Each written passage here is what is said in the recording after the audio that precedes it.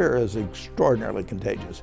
And we saw that in September of 2008 like we've never seen it before in financial markets.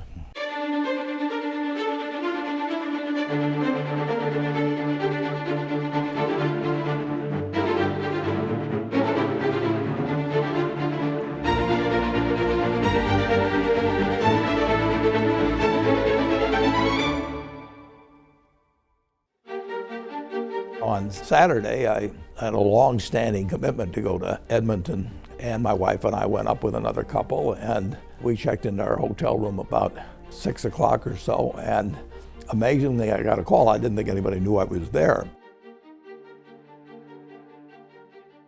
I said, I'm going to this performance with another couple. Send me a fax, describe exactly what you want, and tell me how much you will pay.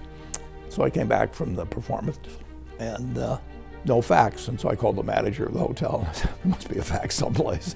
And he said, no, there's no fax. And I couldn't figure that out. Well, they called me on a cell phone, which I didn't, I had a little flip phone, which I still have, and it was beyond my technical comprehension to figure out that's what they'd done, because actually they said they'd send a fax. And the following summer, I was arriving in Sun Valley with my daughter, and she said, there's a message on your phone. I said, I don't know how to bring it up, and so she brought it up for me. And of course, it was a message from that Saturday night saying, call us and do this or that. So it's a little bit late. So you don't think the message would have changed? No, I could not make a commitment like that.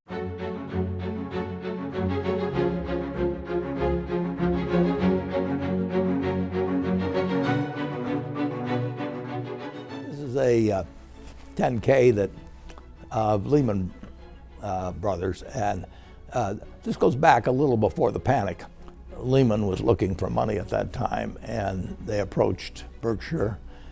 I came down to the office at night and made these little notes on here of things that were red flags, and you'll see a number of pages here. And you had to get to page 150 or 200, but there was clearly a lot of trouble there. By the time I got through, I decided that we were not in a position to lend money to Lehman.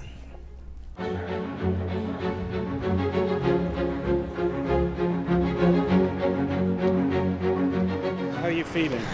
How do you think?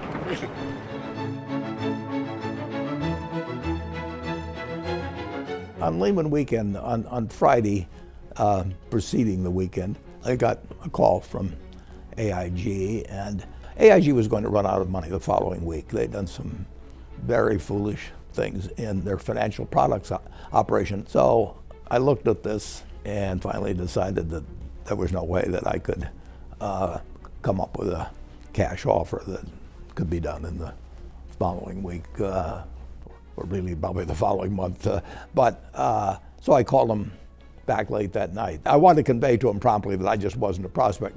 I came back on Sunday. I got a long, previously scheduled dinner, but before we'd gone, I was still getting more calls on AIG, and I went through dinner. I think I behaved reasonably well.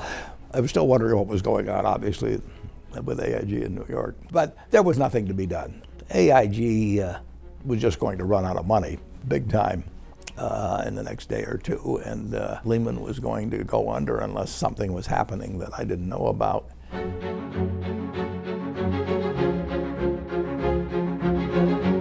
One of the lessons of the 2008 and 9 experience, well, really the 2008 experience, was the fact that every company in the United States was a domino, and those dominoes were placed right next to each other. So when they started toppling, everything was in line, and they were very, very close to it. And it's really like the old movies, you know, where there's a run on the bank. It's getting so a guy's money ain't safe unless it's in his sock. If you have a run on a bank and there's a big line in front of the bank and you've got your money in that bank, you're going to get in line. And if the president of the bank comes out and says, our capital ratio is 13%, you don't care, because you don't know what a capital ratio is, and you don't know whether he knows what one is, and you know he's probably lying to you. A company like Lehman or any major financial institution depends on people being willing to do business with them tomorrow and lend them money tomorrow and take their word the next day. And nobody has to do business with Lehman or any other institution. Once they lose confidence,